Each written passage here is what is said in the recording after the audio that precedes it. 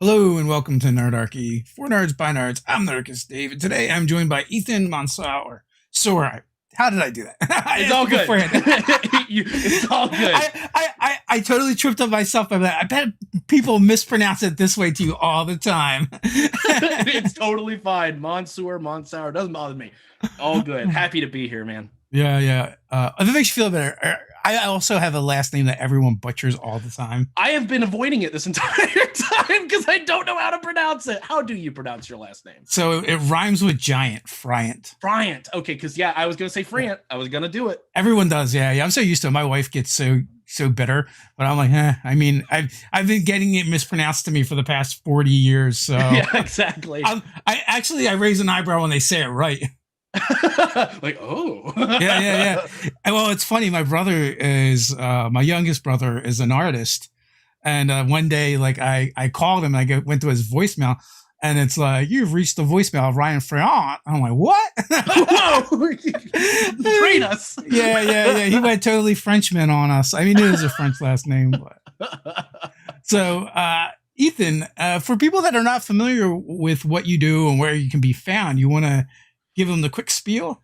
Yeah, absolutely. So my name's Ethan Monsour, and I play Harold Hovelton, who is the character behind me. You can actually probably find him on Pinterest. That's where I see him 90% of the time.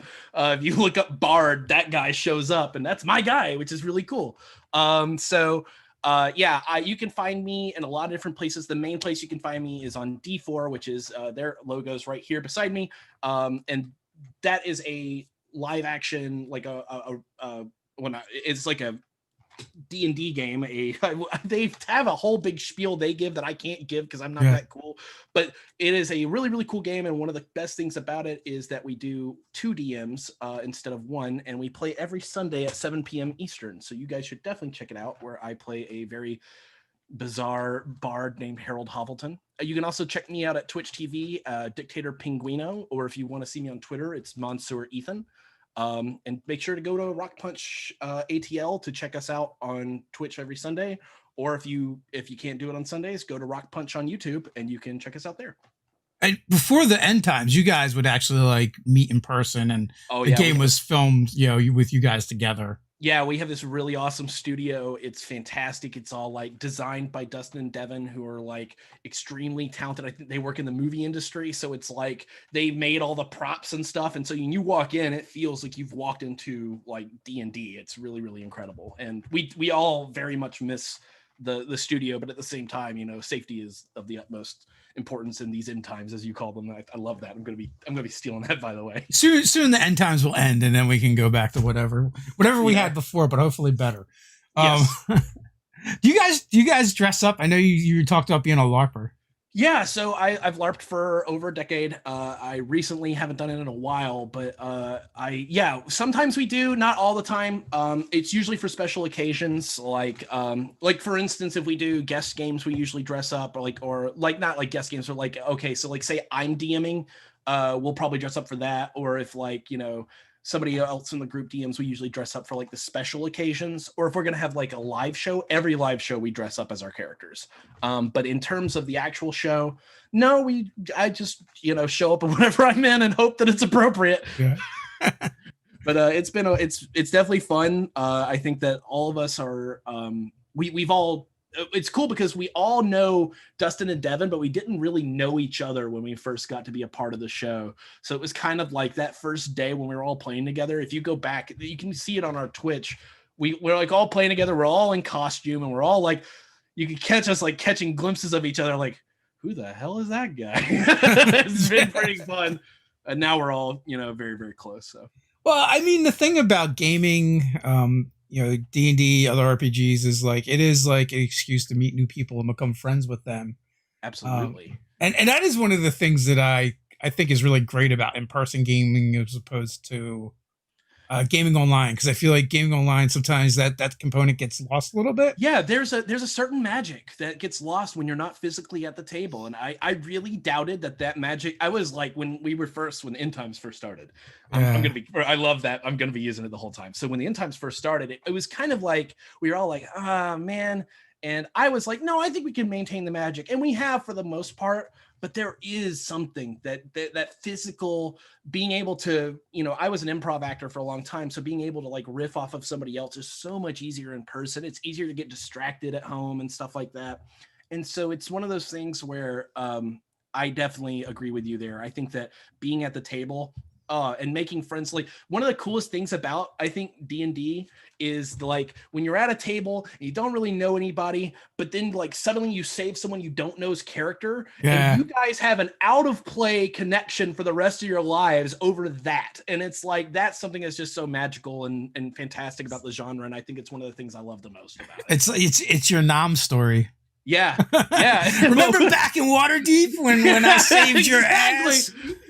I think that's one of our favorite LARPer jokes is like, if every single time you get a bunch of LARPers together, the only thing you can hear all day is remember that time when, and it's just all the madness that you've experienced. And it's the same thing with tabletop. It's just any sort of like, you've done something really cool and crazy. It sticks with you, and in person that is definitely very much heightened, I think.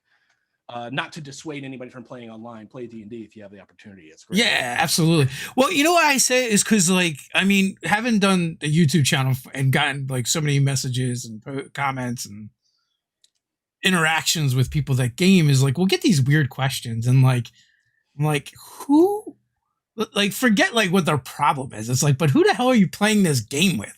Yeah, exactly. Like for when you get these questions, because like more than like everybody always wants us to give them in-game solutions to out-of-game problems. Yeah, and I think that I go to a Reddit, a subreddit that's like DM horror stories sometimes. Yeah. And 90%, 95 to 99% of those problems would be fixed if they just talk to each other. Yeah. Like out of play, be like, hey man, I'm not having fun, and here's why. And I think that if you're at home and you're having a problematic game, that's probably the answer. Is just to be like, hey, I'm not having a great time right now. What can we do to fix it? But a lot of people are like, hey, my character got betrayed by this guy who doesn't like me out of play and is trying to ruin my time. How do I handle that in play? It's like, you don't. Yeah, you gotta talk to the guy. So it's a rough, it's definitely, I think that's one of the fun things about D&D is like how it introduces problems you'd never have. And like, at the same time, it solves problems you'd never be able to solve any other way. So it's a really magical, just tabletops in general are a really magical, fun way to spend your time. I love it, man. I've done it my whole life. Thanks to my cousin. Thank you, James. So is your cousin the one that got you started? Yeah, my cousin got me started. His name's James Huey. He's one of the coolest dudes on earth. And he got me started. He works at a comic book shop now because he's just awesome. And he got me started on White Wolf Games, which is an Atlanta-based tabletop system. All the World of Darkness stuff. And my mom, this is so funny. So my mom was a big into that scare. You remember the 80s? Yeah, the satanic panic. Yeah. So my mom is like, all she knows about RPGs is they're satanic. Yeah. So I wish we could like accidentally summon the devil while playing RPG. Especially, I think they made a movie about that once. Yeah, especially after watching Sabrina, right? Yeah, like, exactly. How Satan praised the Dark Lord. So I had all these huge stack of White Wolf books that were fantastic. My mom stumbles across them one day, and the first one she opens is Wraith. And let me tell you, there's some intense imagery inside that book. And my mom comes out with this enormous stack of books she can barely carry. She's like, "You're returning all of these today." Now, I want to preface this by saying my mom is a totally cool person, 100% respects and supports me today. After I showed her that it wasn't, but at the time I was like, 15, I couldn't really explain to her that it was like, and so I took them all back, and my cousin was like, hey, I'll keep running games for you. And he kind of got me on that boat. And by the time it was all done, it was just like, wow, I want to see what else is out there. I came across D&D with another group of friends. Here I am today. I started my LARP with them, which is how I met Dustin and Devin, which is how I end up here. Yeah, Dustin and Devin, is the LARP the connective tissue between everybody? I think so. Not between everybody. So, like, for instance, I don't think any of the other cast except for Rhea had ever done the LARP, and Rhea only came to like one or two. I met Dustin and Devin I there. believe Katie's a LARPer as well. Goblin She Katie. is absolutely. She met them, I think, in a different LARP. Okay. So Yeah, that's what I meant. Like, oh yeah, yeah, so yeah, yeah, there is a very much a LARP connection. yeah. I think that I don't think Patrick Logan met them that way. Eight degrees of LARP. Yeah, degrees of LARP. Like, but I don't think Patrick Logan met them that way, and I know that Katie Atkins didn't meet them that way. And it's just one of those things where I got very lucky to be playing with Dustin and Devin. They're both exceptionally good role players, really, really fun DMs. We can, I mean, we've played so much together. It's, you know how it is. You eventually get to where you can almost read the other people's minds and like, okay, I know what story beats you like, and I know what kind of characters you like, and you watch movies and stuff, and you're like, oh, that's a Dustin character, that's a Devin character right there. I think that's How long have you guys all been playing together? goodness, a decade over. Like I would say at this point, it's probably 13 years or 12 years. I met Devin. It's super cool, right? So Devin comes into the LARP that Dustin is one of the DMs for, basically. So Devin comes in as the best looking character in the entire game, him and his crew. Everybody sees them, and his costuming is so beyond everybody else's that it actually transformed the game's like costuming and design. People wanted to be as cool looking as Devin was. He had this huge butcher axe. He actually, the character he played is an NPC in the D4 campaign called the Butcher. His name's Armel. Yeah. But the thing is that people didn't know that he cheated by being a professional. I don't think the thing was is at the time he wasn't. He came in and he'd only worked in haunted houses. I know, Kitty. My cat is going to let me know every time I'm too loud. He worked at Netherworld in Atlanta, which is a phenomenal haunted house, probably the best in the nation. If you like haunted houses, come out to Atlanta and see Netherworld. It'll change you. It's amazing. And so he came from that and was helping with costuming and stuff there. So he came in and like I said, transformed the game. Everybody wanted to be like him. And our group saw like, okay, these guys are putting this much effort in. We need to be friends with these guys. Yeah. So we had like an alliance, and like our game wasn't like a lot of LARPs where it's very clicky and everybody's trying to kill each other. It was a very difficult LARP, much like D4. It's a very difficult game, and it required everybody to work together. So even if there was like disagreements, PvP almost never happened unless it absolutely had to, because it was like, if one of us dies, we're all going to die. And I think that's one of the fun things about D4 is this sort of like intensity that Dustin's really good at bringing, and Devin's also very good at bringing. Devin ended up moving from being a player to being on the plot team with Dustin. They handled things for a long time. Those were hands down some of the best mods. They call them modules. And so it was the best modules I ever did. We did all sorts of fun stuff. They love horror, and I'm very lucky to know them. I think that we've always just had a very deep connection between us, and I love them like brothers. They're genuinely two of the best people on the planet. I love Devin and Dustin. That's awesome. Do you have a character type? Do you like prefer class races? Yes, I do. I have so many tropes, and all my friends are probably giggling to themselves right now. Let me lay some tropes on you here, Dave. Hit me, brother. Here's the tropes. Let me tell you about the tropes, brother. The biggest one is almost all of my characters wear masks. I don't know why. I just like masks. They're cool. Is it a specific type of mask or just a mask? Creepy masks generally. Okay. Like either like some faceless number, or there's like, I don't know if you're gonna be like luchador masks. They always wear luchador masks. Every single one of my characters is a luchador. No, they are all like creepy masks. Usually a big thing with all my characters is like duplicity, like this kind of like I'm leading a double life. Like on the surface I present this, but behind it's all completely wrong and not like that. Another big thing I like to do, I like characters that are like bad, but they have a heart of gold. It's like the assassin that really is wanting to give it up. Like, you know, I'm tired of hurting people sort of thing, and that sort of stuff. I'm very tropey with that. I definitely like that. I also usually play very talkative characters. Who would have known that I'm so talkative? So much so that I went to another LARP in Florida once, and I played a very quiet character. And I remember somebody afterwards was like, I can't believe you actually talk at all. And all my friends just lost it. Like they were like, Yeah. oh my god. So it's really cool. I usually play because I'm an improv guy and I like to be able to tell jokes. I like to keep the table laughing. I think that if you're laughing, you're having fun no matter what's going on. I try to make sure it's an appropriate time. I don't think anybody should just be a joke. So for me, other tropes, classes, I tend to like the sneaky kind with less magic. I like rogue. I like bard, but they have a lot of magic. I like fighter, especially like the battle master fighter. Oh, that's Yeah. super cool. Monks, I like that. I'm not big into wizards, sorcerers, or anything like that. I wasn't a huge magic guy growing up. I always liked I don't have any advantages. I just have this sword and I just don't like you. And that always was more exciting to me. I I cast think one spell. It's called stab. yeah, exactly. But I cast it a lot. Yeah. I think that another thing that I like are things like really weird characters. I like playing things that are not traditional. So, like, for a very long time, I was a part of a role playing game where I played a Windows 95 computer.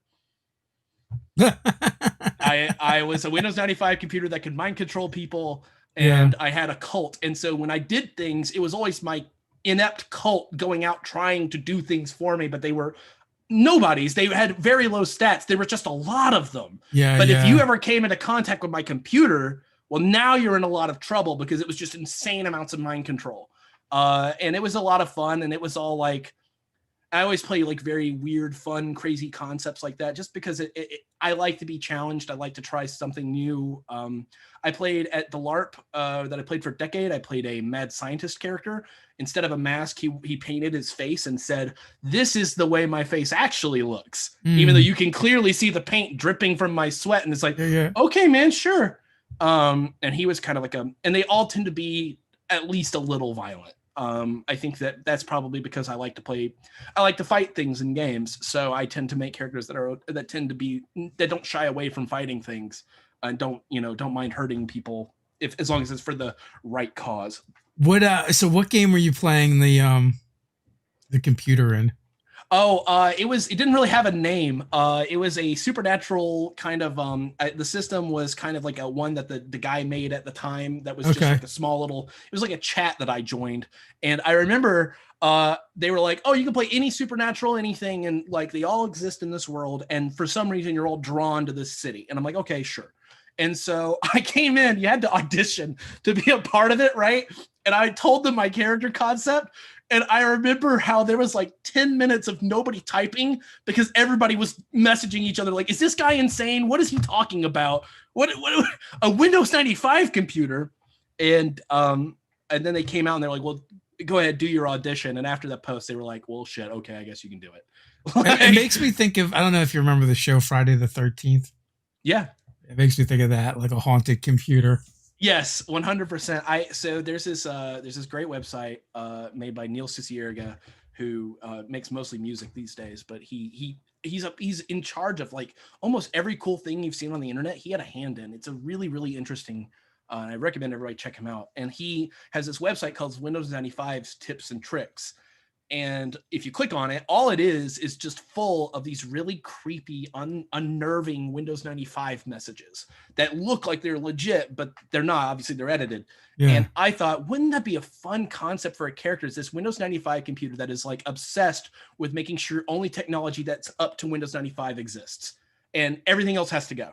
Everything. Oh, that is so good. And so all the cult is always like out attacking like different companies and stuff. And it was a weird and like, like my favorite moment from that thing was like the only character who really got super involved with me was the most powerful vampire lord playing at the time.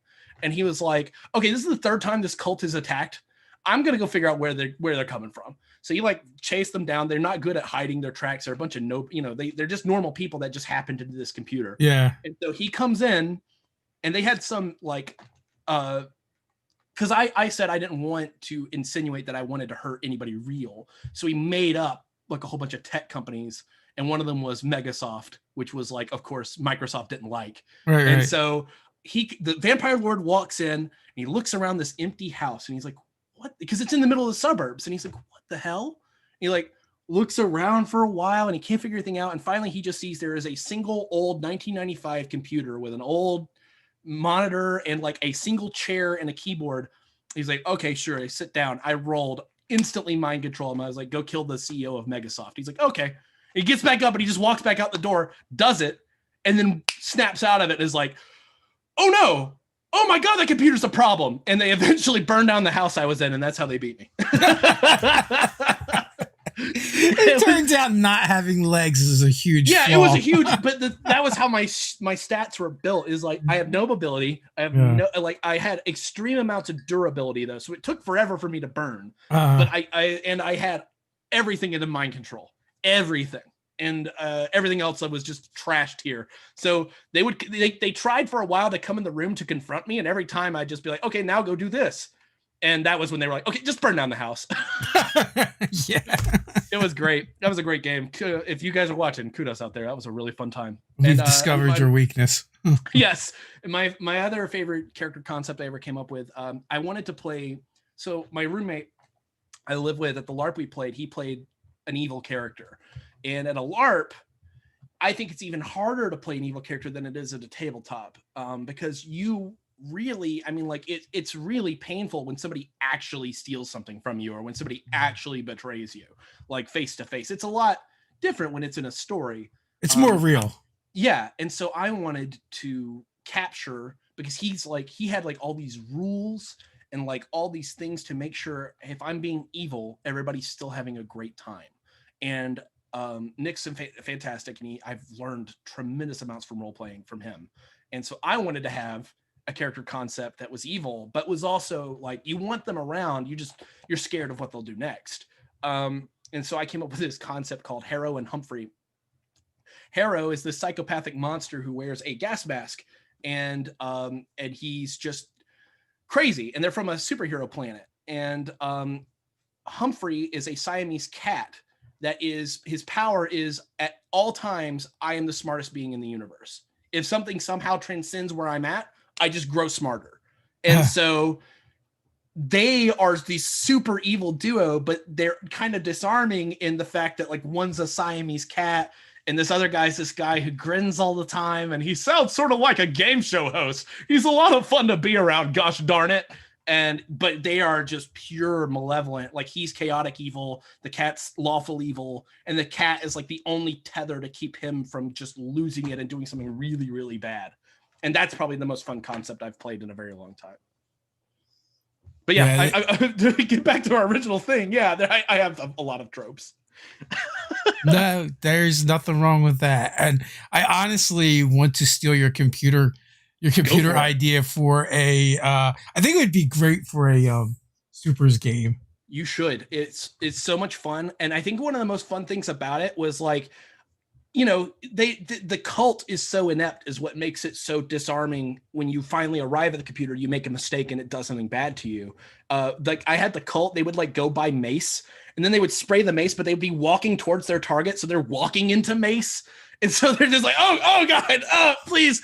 And they're fighting like vampire lords and stuff. I mean, they can't possibly win. Yeah. But the mystery was more fun than, I didn't care about winning or losing. I wanted them to unravel that there is a faulty Windows 95 computer at the center of all this, and there's no supernatural explanation. I don't know if you've ever read SCP. If you haven't, totally check it out. It's phenomenal. SCP is like a collection of like kind of horror stories, but set from a perspective of we're a foundation that collects things that don't work the way they should, and we put them in places where they're away from everybody forever. And I have not. It sounds. Oh, you'll love it. I'll send you a link once we're done. It's fantastic. But the best thing about that site is there's very little explanation for why things are anomalous and don't work the way they should. Like one of them is like, it can be as mundane as like, oh, I pushed this button, but every 500th time I push the button, it explodes or whatever. But it could be as absolutely insane as this city that you can't find on any maps is an SCP that we are guarding at all times and we can't let anybody into, or terrible things will happen. And so a lot of my character concepts and stuff are kind of driven from that same sort of, there is no explanation. Why is Humphrey so smart? There is no explanation. Secure, contain, protect. Yes, you'll love it, man. I'm telling you, it's right up your alley. It looks like a great. It looks like a great concept for like a game. Yeah, I ran a tabletop of it actually at our. I ran it at D4. It was a one shot. I used some of the more popular SCPs, and everybody played either well-known SCPs, like the items. They either played well-known items. They call them all items, even if they're people. Right. So it's like for instance, Rhea played a wig, and if you put the wig on, you become this like Southern Belle kind of like woman, and she's like, but you have to put the wig on, you have to put makeup on, and you have to do all this. But once you've done that, you're the wig. And so it was fun because, you know, if her body was dying, she just like smear some makeup on someone's face and just put the wig on them real quick, and now she's that person instead. And just keep on going. And Logan played like a big pile of rats, and everybody else played like well-known SCPs, and it's phenomenal. It's a really great. I think that game would be fun to run for like Monster of the Week. Yes, but have them like be the investigators that are going out and trying to, you know, find the SCPs and put them in their place. Yeah, there's also phenomenal, and I recommend this as well. There's good YouTube videos of people who Evan Royalty is his name, and he does live action SCPs, and they're haunting. They're fantastic. And it's literally about the team that goes in to investigate things that they don't know what they do yet. So, you know, 9 times out of 10, it's like, okay, we have intel, this object does this because we've read the reports and people know. And it's like, but in these particular ones, it's like, yeah, there's 12 people floating above a cabin about 3 miles in the air. You guys should probably check that out. And that's all they know when they walk in. It's like a cult lives there, and there's 12 people floating in the air 3 miles above it. This might be a problem. I don't know. Yeah, we should probably check this out.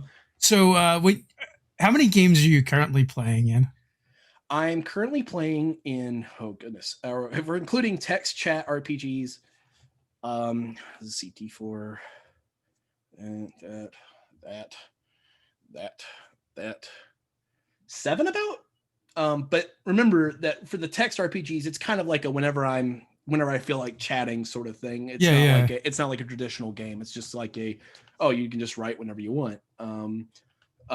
The ones that I'm playing in pretty heavily, I'd say there's about 3, D4, and there's a JoJo's Bizarre Adventure game I'm a part of on YouTube, and then there's another JoJo's Bizarre Adventure game that's private with my friends. I love JoJo's Bizarre Adventure. Yeah, I highly recommend for, you know, people that are streaming. We've talked about this a little bit in other chats that like to at least have at least one home game that is just you with your friends being goofy, you know.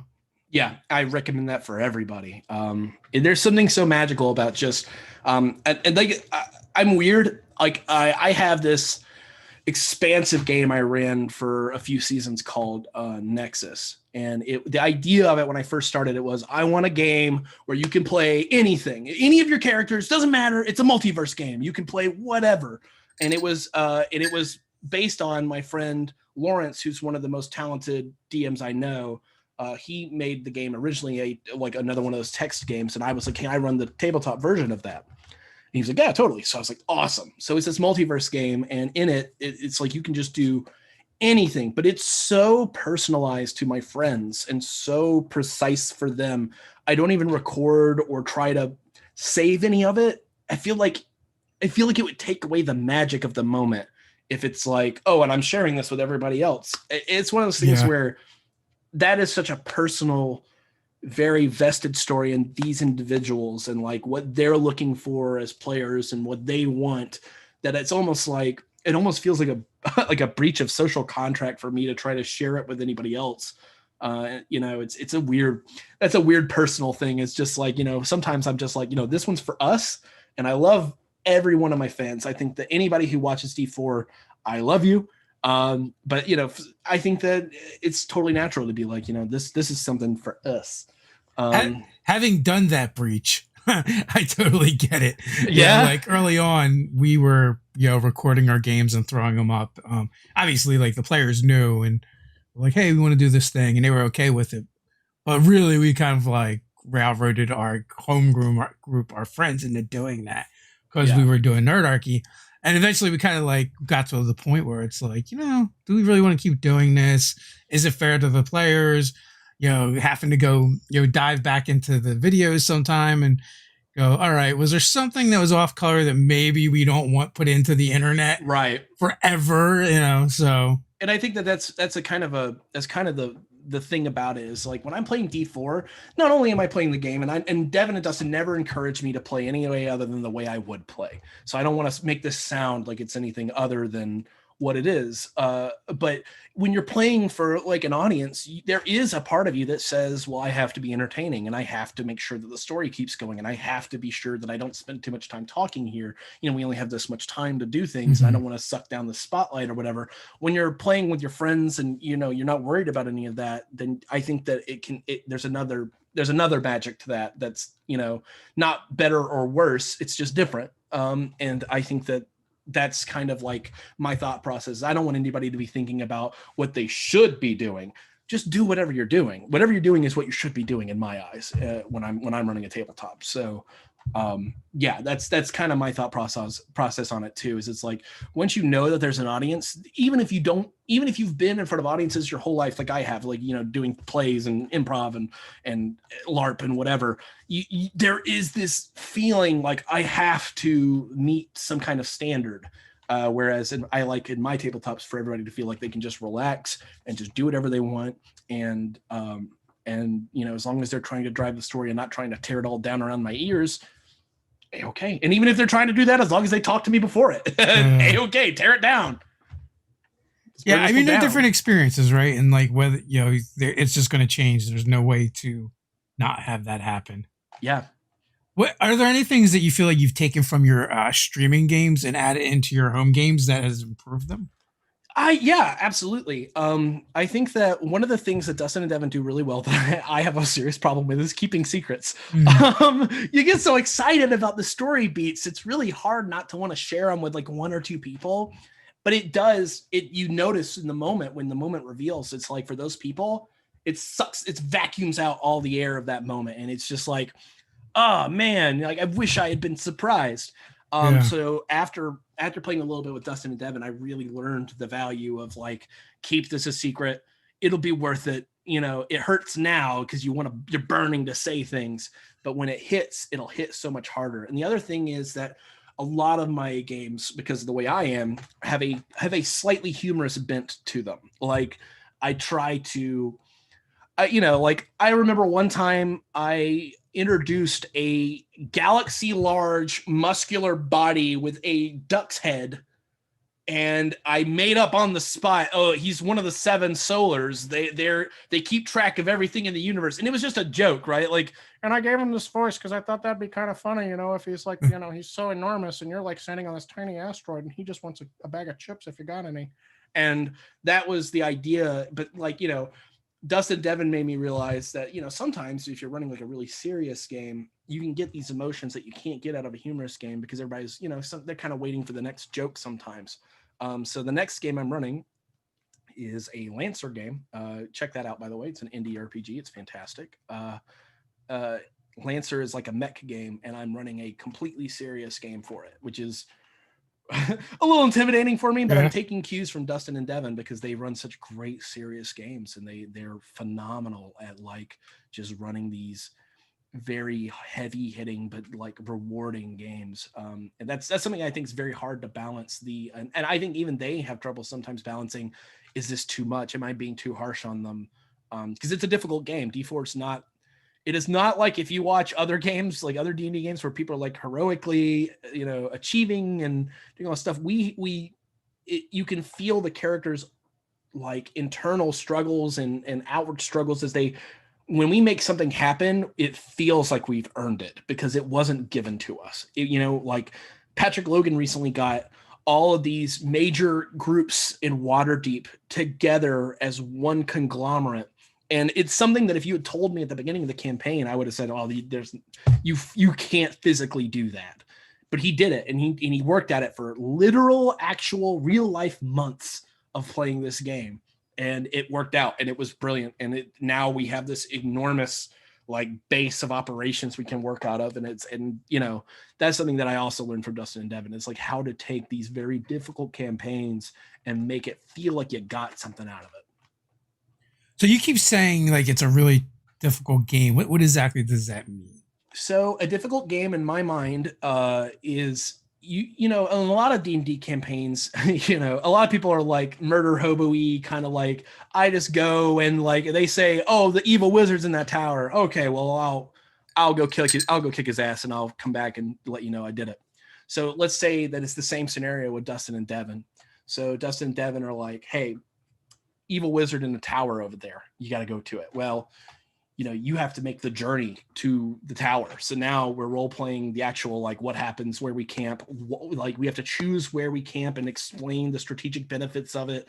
And then we get through all that. And then we get to the tower, we get inside, you know, we go through a bunch of traps and stuff. Then we get to the wizard, and the wizard has like a sick daughter and is being forced to do these things in order to save her life. And now you have to make the decision. What's the moral right thing to do? Stop the wizard who's hurting these people? Save the kid? What? And so they're really good at like taking something that seems very simple on the surface and putting wrinkles after wrinkles after wrinkles, where you have to sit there and think about not only the, you know, the logistics of like, do I have the health? Do I have the items? Do I have the time?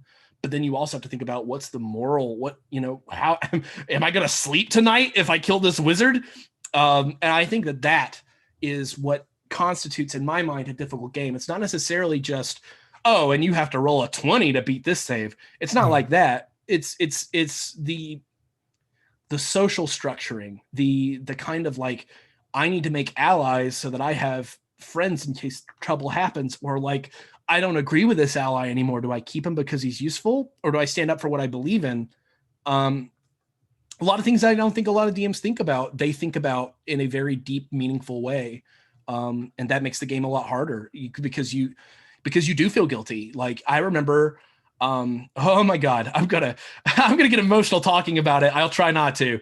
So I made a deal with a hag, which is apparently a very stupid thing to do. Here's the thing. I don't know D&D lore. I haven't played a ton of D&D prior to being a part of this show.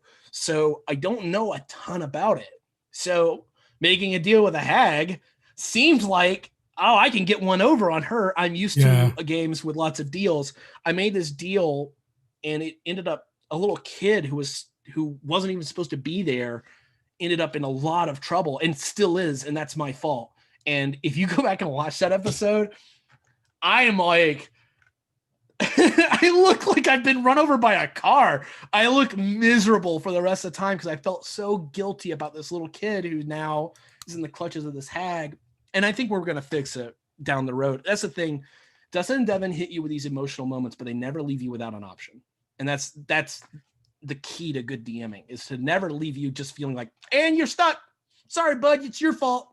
I love it. I like that kind of stuff as a DM and as a player. And me too. I like to call them like the, oh, fuck you moments. Yeah. Really when it unravels, you're like, really? Man, you're going to make me make this decision? Jeez. Yeah, 100%. It is like, I can't tell you. And they're also, one of the other things they're really good at, and I'm sure they're going to be giggling to themselves as soon as I say this, is the fact they're so good at playing evil. They have this character called the Harlequin, which is kind of a reference to my character from the LARP that I was a part of, because he called himself a Harlequin. I told you he paints his face. And so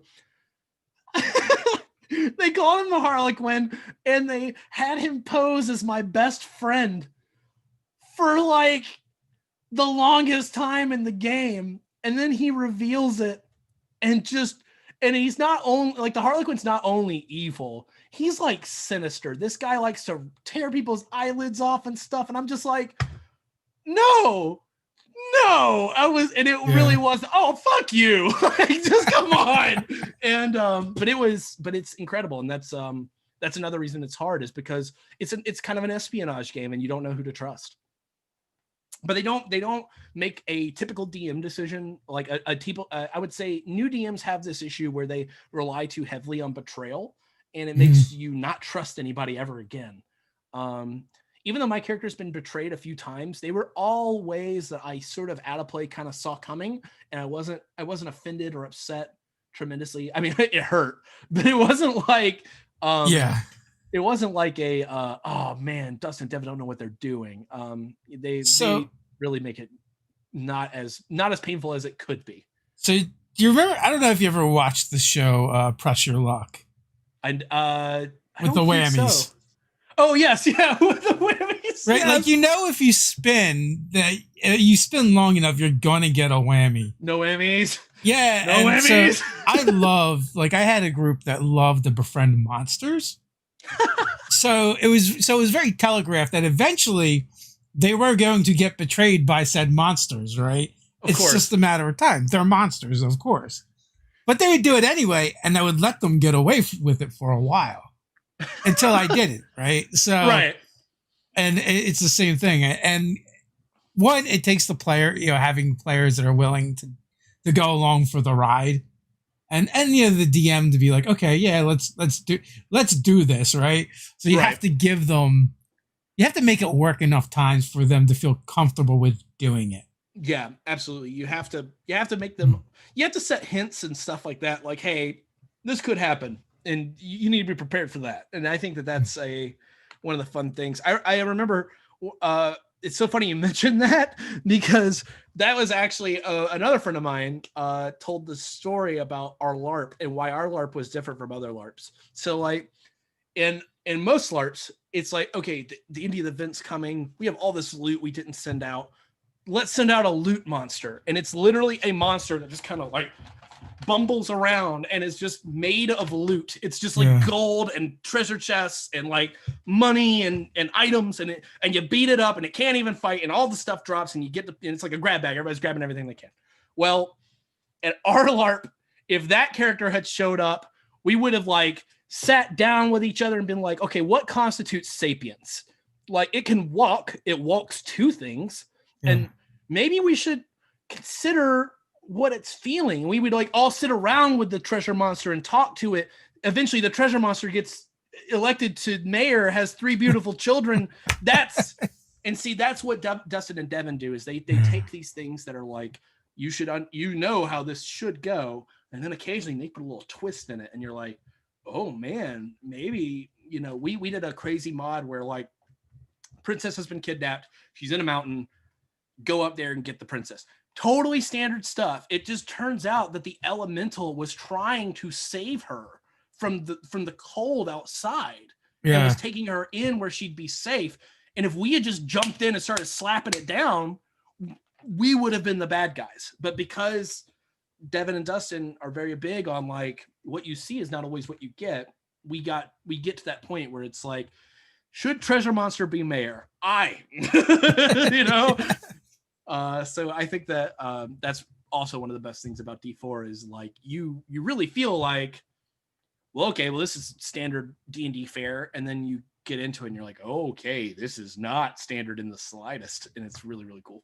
I think a trap that GMs and DMs get into is not only do they want to present the problems to the players, but they also have decided what the solutions are.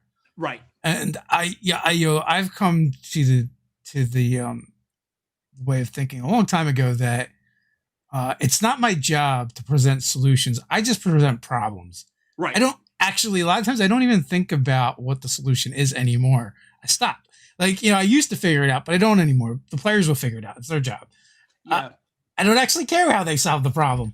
And I'm always, and what this does for you as a GM, it lets you be surprised, right? They might just beat up the monster and take their stuff like most players do, but they might decide to do something else. And that's where the magic lies, is when they decide to do that something else.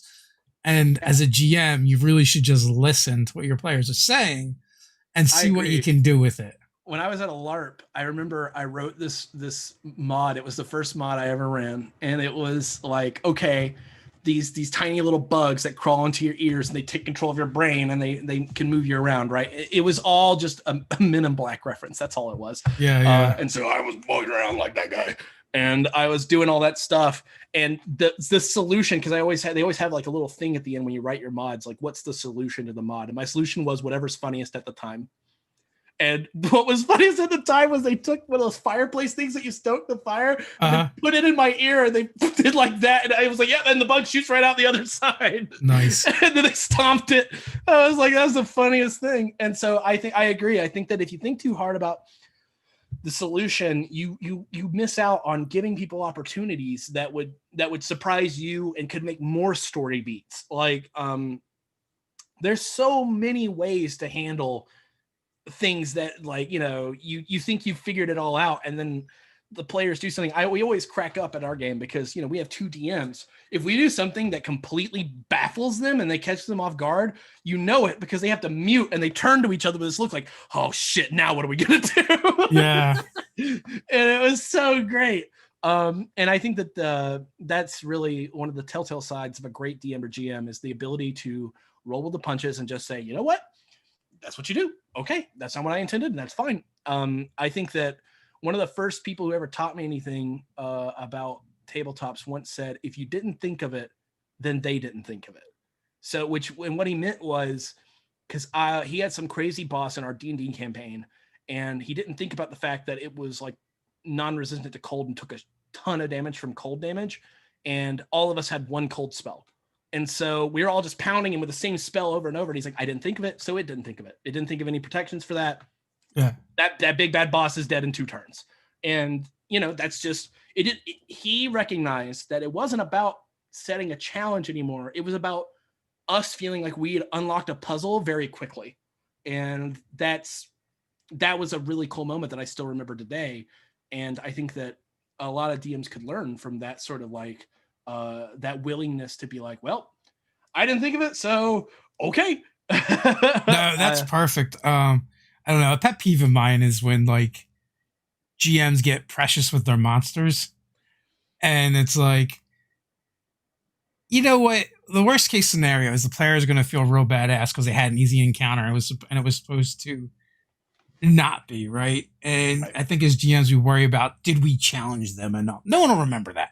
No one will remember how hard you challenged them, but they will like remember that fluke encounter that was with all this build up and they like one shot the monster, right? Yeah, we had a moment just like that, right? You'll talk about that for years, but that grueling battle that was really just a hit point slog, no one, I promise you, I'll swear on a stack of Bibles. I'm not very religious. It won't mean much. But I promise you that no one's going to talk about that encounter. No one's going to care.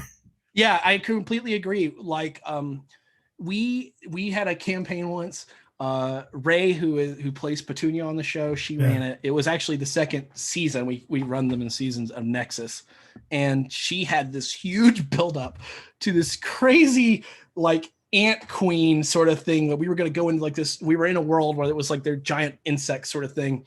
And one of the characters with us is one of the giant insects from this world. He's this big ant scientist. His name's Snicked, and he's hilarious. Yeah, he sounds sort of like Zorak. He was great.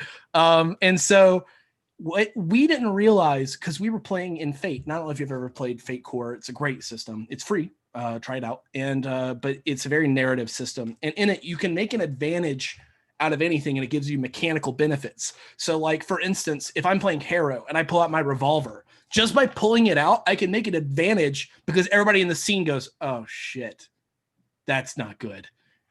He had been like silently working with Ray and making advantages the entire way through because his character was super invested in this queen and how she was corrupted and how she had to go. Turn 1, he's first to go, insta kill. Just flattens her in the first attack. And we're all like,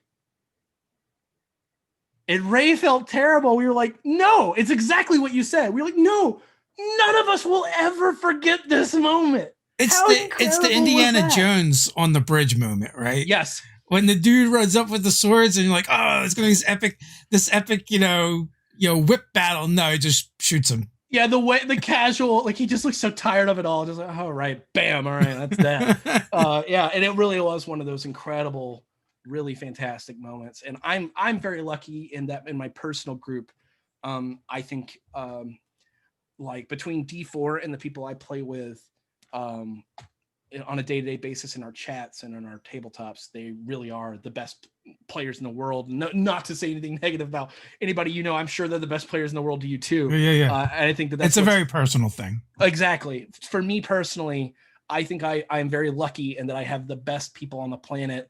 Shout outs to everybody, JT, Alex, Fabian, Honor, everybody. Shout outs to all you guys. Part of that too is like you're playing with your friends, right? And right. The key word there is yours, right? They're your friends, and that's what makes these games and these experiences awesome. Is when you can get together with a group of your friends and play them and live them. So always like when you're building a gaming group, you should be playing these games with people that you would want to be friends with. Yeah, absolutely. As soon as somebody's making like trouble and like causing problems and just trying to be like divisive and stuff, it just you can feel the wallpaper getting torn down in the house. It's like it's hard to explain. You can just feel like everybody's just like, if that one thing wasn't there, it would be in perfection. And I think that a lot of times DMs are scared to be like, hey, I need to talk to you about the way you're handling things at the table, or like, hey, I don't know if you're a perfect fit for this group. And I understand that. I have so many problems with that. Confrontation sucks. That much having been said, when you've taken a leadership role, that's kind of, sometimes you have to, and it's and it can be daunting. But I'm very lucky in that we don't have any problem players in my group. Everybody I play with and every game I play with are just the best people on the planet. I love them like their family, and I'm sure you feel the exact same way about the people you play tabletops with. There's something so we talked about it a lot. There's just a magic that you can't really get anywhere else, and it's just it's so tasty. I love it. And then we also play video games together too. So it's like, you get done with your tabletop. It's like, well, let's go play whatever we play at the time. Yeah. So, were you a conventions person before the end times? Sort of. I am not a person that's big into big crowds. It's weird because I seem like super affable and like, but I really don't. And so, it depends on the con. Like, I went to Wisconsin to do, oh goodness, I can't think of what it's, Gamehole Con, I think is what it's called. Holy cow. Best con I've ever been to. Would go to it every year if I could, and I will probably once the end times are over. I was there with a bunch of you guys, but I think I met Dustin. Yeah. Because I was in the what was it? The roleplay roulette game. Yeah. Man, hey, listen, if next time we're both in Gamehole Con, let's hang out. I am down. Absolutely. It'd be super fun. But yeah, no, like the Gamehole Con, love. Dragon Con, the one in Atlanta, that one takes a little for me to get to a point where I'm comfortable, because it is swarming with people, and it's a really, really great con. I'm not trying to say anything negative about the con. Dragon Con is fantastic, and everybody should go once. But that's usually where I'm like, okay, there's like 3 million people in this room alone. And then like I walk outside and there's 5 million more people. So I think that I'm not a huge con guy, but meeting people who like know D4 and like D4, oh, that's worth it. That's it's just surreal to me that people are like, oh, I love your character. I'm like, mine? My guy? Like, it's really nice. And I'm deeply, deeply thankful for everybody who's like a big fan of the show and likes the stupid jokes I tell. I tell a lot of them. Yeah. Well, I mean, doing the things that we do is like living in a one-way mirror. Like people get to kind of like see and know and experience us, but we don't get to do the same, right? So when you meet them in person, like, they're like, they know you, right? Yeah. And but to you, they're strangers, and it is so cool to actually begin to get to experience and know these people. Yeah, I got very lucky that when I was at Gamehole Con, right before we left, a lot of our fans kind of like came out with us, and we all went to eat together at a restaurant, and that was surreal because I got to know all of them, and everybody I know from the show that it's a fan they're all incredible people they're doing really fun, cool, amazing stuff. And I'm just deeply honored that I could be a part of their lives and do something for them and like help them through stuff. And I'm always flabbergasted by it all. I feel like it's been 2 years. I still feel like I'm living in a dream. We're not like famous or anything like that, but it is one of those things where it's like, there's an animation of me on YouTube. That's surreal. How crazy is that? Somebody animated me. That is just the greatest thing. I remember I was like leaping up and down the day that animation came out. I was like, holy shit, that's me. And it's just amazing that's a thing that can happen. And like I said, I feel very, very lucky. That is awesome. And like, this is such an awesome ride that we get to kind of like jump on, just being in the RPG community in general, which is just a great community where, like, I know on YouTube, a lot of people are like, the comments are a sewer system, but I feel like the sewer system in the RPG community is just a little bit brighter and better and cleaner than the rest of the sewer system. Well, that's where everybody's adventuring, so it's But yeah, no, I agree. I really expected when I got started with this game to catch a lot of hate because I don't know a lot about Dungeons and Dragons. It's lore wise. I understand the rules and everything, but I don't understand because I purposely try not to read anything. So the DMs are like, I want to pull from this, then they can do it without any worry. But like, I guess that I expected more people to be upset with me for not understanding things. And in reality, it doesn't bother them at all. There was only one very negative person on our comments. He was very negative for like the first 10 episodes and then he disappeared. And and I having had an old YouTube channel was just like, people hating me on the internet. Okay, I don't care. Like, it just kind of rolls right off my back. But I know it can, for people who weren't used to it, it was at first it was very like, what in the hell? What is this guy's problem? Yeah. For me though, I'm just like, like they're dumb. I don't care. They want to be rude. That's fine. We did get besieged by Nazis for like one video. Well, you know what? If you're pissing off Nazis, you're doing something right. Yeah. So there was this big YouTuber that was like big in the death metal scene and the white supremacy scene that would like always comment on our videos and stuff. And like I blocked them. I usually don't block or ban people for the most part. Right. But I did by accident. So he did like a video response.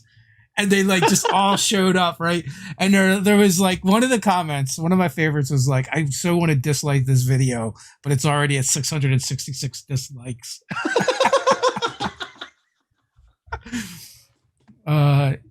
Yeah.